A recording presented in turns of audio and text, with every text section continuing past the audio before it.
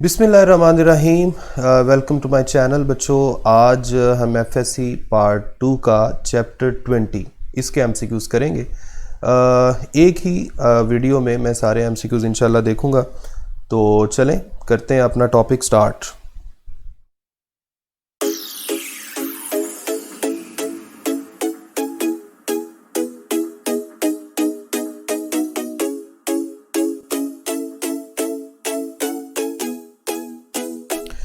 जी बच्चों, welcome back. चलते हैं अपने बोर्ड की तरफ। ये है जी आपके पास आपके आज के टॉपिक्स।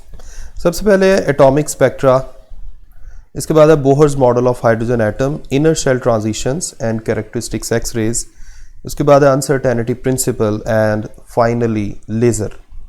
तो बेटा चलें, सबसे पहले है हमारे पास एटॉमिक स्पेक्ट्रा। इससे रिलेटेड जो एमसीक्यूज़ हैं वो देखते हैं। Molecular spectra is the example of band spectra. बेटा तीन तरह के स्पेक्ट्रम होते हैं। लाइन स्पेक्ट्रम जो है वो एटॉमिक स्पेक्ट्रा की एग्जांपल है, बैंड स्पेक्ट्रा जो है वो मॉलिक्यूलर स्पेक्ट्रा की एग्जांपल है, और ब्लैक बॉडी रेडिएशंस की मदद से जो हमें आउटपुट पर वेव्स मिलती हैं उनका अगर स्पेक्ट्रम लिया जाए तो that is actually example of continuous spectrum. ठीक है जी। तो in the spectrum okay what happened.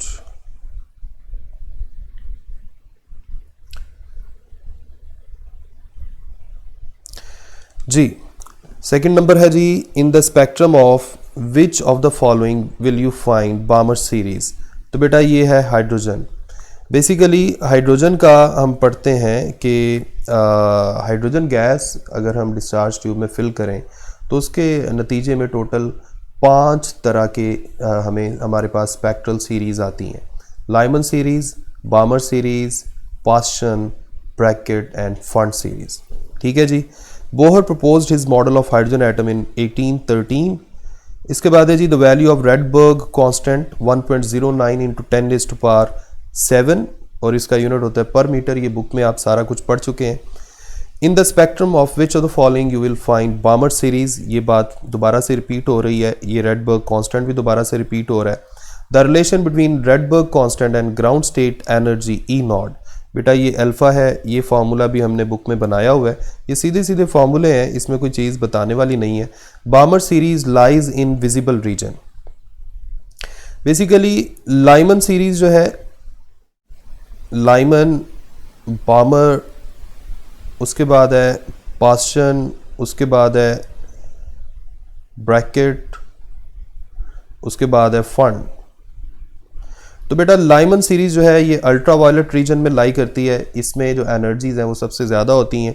बामर series जो है वो विजिबल रीजन में लाई करती है, और ये जो तीनों सीरीज हैं ये इंफ्रा रेड रीजन में लाई करती हैं। ये आपने बात याद रखनी है। ऐसा unit of Rydberg constant per metre ये हम कर चुके हैं। इफ़ वन और more electrons are completely remove from an atom then the atom is said to be ionized. Ionization की बेसिक डेफिनेशन है ये। Which of the series is in the visible region, ये हम बात करके आए हैं। Balmer series.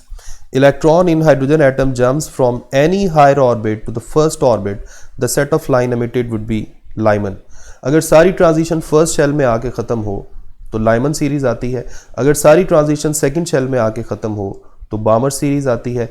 अगर सारी ट्रांजिशन थर्ड शेल में आके ख़त्म हो तो पास्चन, फोर्थ में आके ख़त्म हो ब्रैकेट, और अगर फिफ्थ में आके ख़त्म हो तो fund series. The unit of Rydberg constant per metre ये पहले भी आया था। The relation between Rydberg constant and ground state energy, बेटा ये हम ऊपर कर चुके हैं। ये देखें, ये E naught divided by H C. ठीक है, R H is equal to E naught divided by H C. तो ये चूंकि रिपीट हुआ है तो इसमें आपको कोई इशू नहीं होना चाहिए। H C. ठीक है जी। Which of the following series lies in the ultra violet region, ये मैं आपको बता चुका हूँ। Lyman series. The spectrum of all types of atoms, line spectrum, atomic spectra is the example of line spectra. Paschen series is obtained when all the transition of electron terminate, यानी खत्म होती है कहाँ पे, थर्ड शेल में। Bohr's model of hydrogen atom. According to Bohr's postulate, the angular momentum of electron is integral multiple of h over 2 pi। बेटा ये Bohr की सेकंड postulate है। that angular momentum mvr is equal to nh over 2 pi. Quantized radii. The radius of third Bohr's orbit in hydrogen atom is greater than the radius of first orbit by an amount 9. बेटा असल में radius of nth orbit में हमारे पास कुछ ऐसा relation आता है n square r not या r1. r1 क्या है? Radius of first orbit. जब आप n की जगह 3 पुट करेंगे तो आपके पास आ जाएगा 9, यानी radius of third orbit would be equal to 9 times radius of first orbit. So your answer is delta. If the radius of first orbit of hydrogen atom is given, then the radius of third orbit, तो बेटा इसको आप 9 से multiply कर लें, आपका answer आ जाएगा. अभी अभी हम ये करके आए हैं. Radius of third orbit is 9 times radius of first orbit. 9 multiplied by 0.053 nanometre. तो आपके पास आपका आंसर आ जाएगा ये. इसको आप चेक कर लें. The speed of electron in nth orbit is given by, बेटा इलेक्ट्रॉन की जो स्पीड है nth ऑर्बिट में, ये क्वांटाइज्ड रेडियाई वाले टॉपिक में एंड पे मेंशन भी है. Vn is equal to 2 pi ke square divided by nh. तो ये फॉर्मूला आपको जुबानी याद होना चाहिए. इसके बाद वो कह रहा है the velocity of electron in first orbit of hydrogen atom. बेटा फर्स्ट ऑर्बिट का मतलब ये है कि n की जगह आप क्या पुट करेंगे? 1. और ये होती है, ये आप इसको ज़ुबानी भी याद कर लीजिएगा. इसकी वैल्यू जब आप सारी वैल्यूज़ यहाँ पे पुट करेंगे ना, यानी पाई की जगह पुट करेंगे, इसकी वैल्यू के 9 × 10⁻⁹ charge of electron Planck's constant की जब आप वैल्यूज़ पुट करेंगे और कैलकुलेट करेंगे तो आपके पास ये आंसर आएगा 2.19 मल्टीप्लाइड बाई 10⁶. इसके बाद है जी the value of radius of first Bohr's orbit is. ये वैल्यू जो है ये भी आपको याद होनी चाहिए, क्योंकि जब हम रेडियस का वो जो क्वांटाइज रेडियाई वाला फार्मूला है उसमें जब हम n की जगह 1 पुट करते हैं तो हमारे पास ये वैल्यू आती है. Quantized energies. The energy of electron in the second Bohr's orbit is this. बेटा इसके लिए आपके पास एनर्जी इन nth ऑर्बिट, इसका फार्मूला आपको याद होना चाहिए. Energy in ground state divided by n square. अब ई नॉट की वैल्यू होती है माइनस, चाहे माइनस का साइन इधर लगा लें, -13.6 इलेक्ट्रॉन वोल्ट डिवाइडेड बाय, जब आप सेकंड ऑर्बिट की बात करेंगे तो सेकंड ऑर्बिट की जगह आपको n की जगह 2 पुट करना पड़ेगा और इस तरह से ये नीचे 4 बन जाएगा. -13.6 डिवाइडेड बाय 4. जब आप 4 से डिवाइड करेंगे तो ऑटोमेटिकली ये आंसर आ जाएगा. इसी तरह the energy in the fourth orbit of hydrogen atom. बेटा जब आप यहाँ 4 पुट करेंगे n की जगह, यानी En is equal to -13.6 electron volt divided by 2 की जगह अब आपने पुट करना है 4, तो नीचे से ये 4 का स्क्वायर क्या बन जाएगा? 16. जब आप 16 से डिवाइड करेंगे तो ये आंसर आ जाएगा. ठीक है. The total energy of electron in the state n is equal to infinity of hydrogen atom. बेटा ये बात याद रखें, n is equal to infinity का मतलब है आउटसाइड द एटम. जब आप एटम से बाहर चले जाते हैं तो उसको हम बोलते हैं infinity, outside the atom.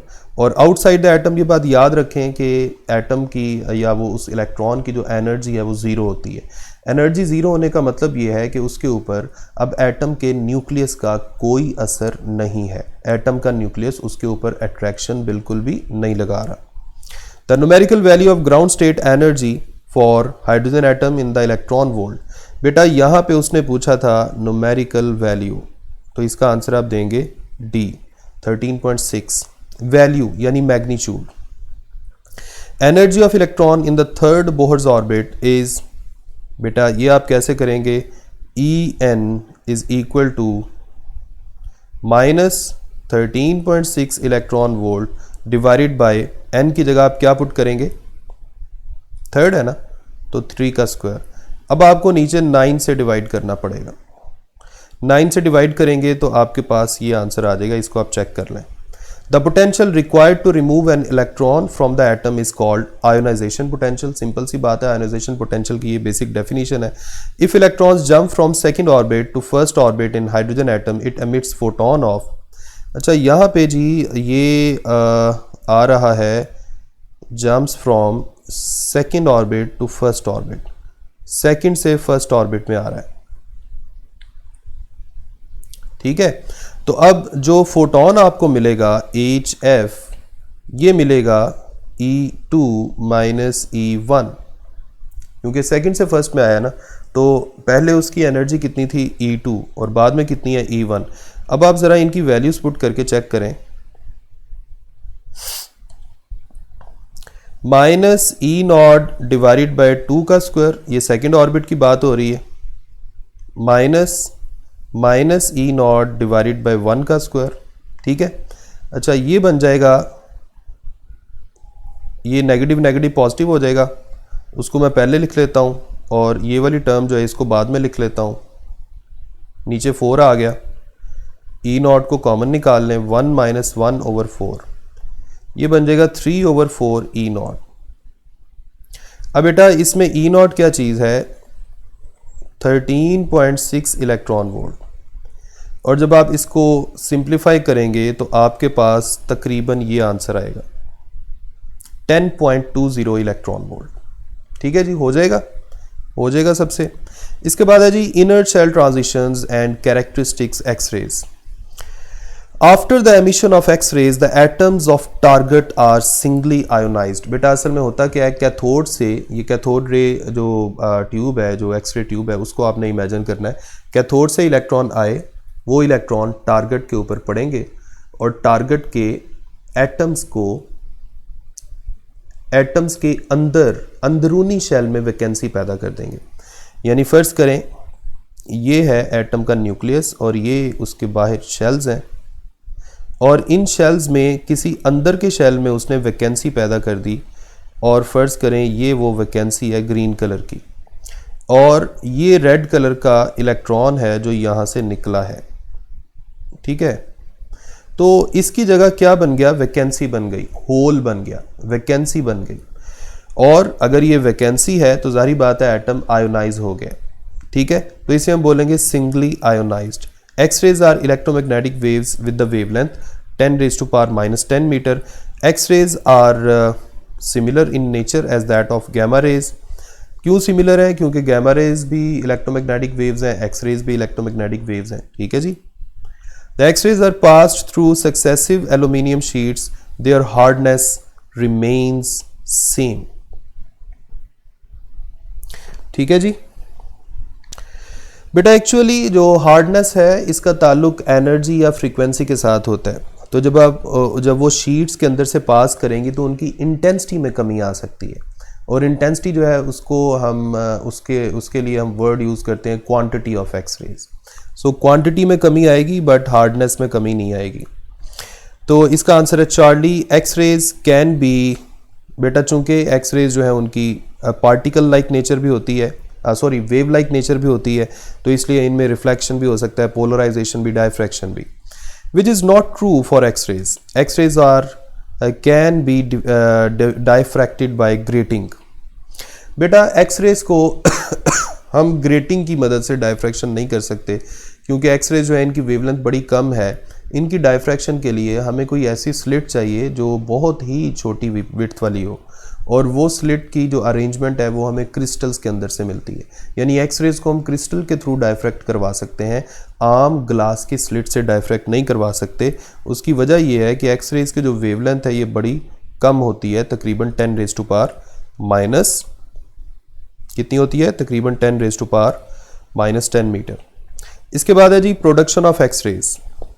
The inverse phenomena of X-rays emission is photo electric effect. बेटा एक्स-रेज एमिशन में क्या हो रहा है, इलेक्ट्रॉन आ रहे हैं और टारगेट के अंदर से एक्स-रेज निकल रही हैं, और फोटो इलेक्ट्रिक इफेक्ट में क्या हो रहा है, इलेक्ट्रोमैग्नेटिक वेव्स यानी लाइट आ रही है, फोटोन आ रहा है और टारगेट के अंदर से इलेक्ट्रॉन की एमिशन हो रही है, ठीक है जी। तो एक्स-रेज एमिशन में क्या हो रहा है, इलेक्ट्रॉन आया, उसने टारगेट से स्ट्राइक किया और उसके अंदर से फोटोन निकले, और फोटो इलेक्ट्रिक इफेक्ट में फोटोन आए और इलेक्ट्रॉन निकले। So both are reverse to each other. K alpha X-rays are produced due to the transition of electrons from L to K shell. बेटा K के सबसे करीब वाला जो शेल है वो L है, सबसे करीब वाले से आएंगी तो अल्फा, उससे दूर वाले से आएंगी तो बीटा, उससे दूर वाले से आएंगी तो गैमा।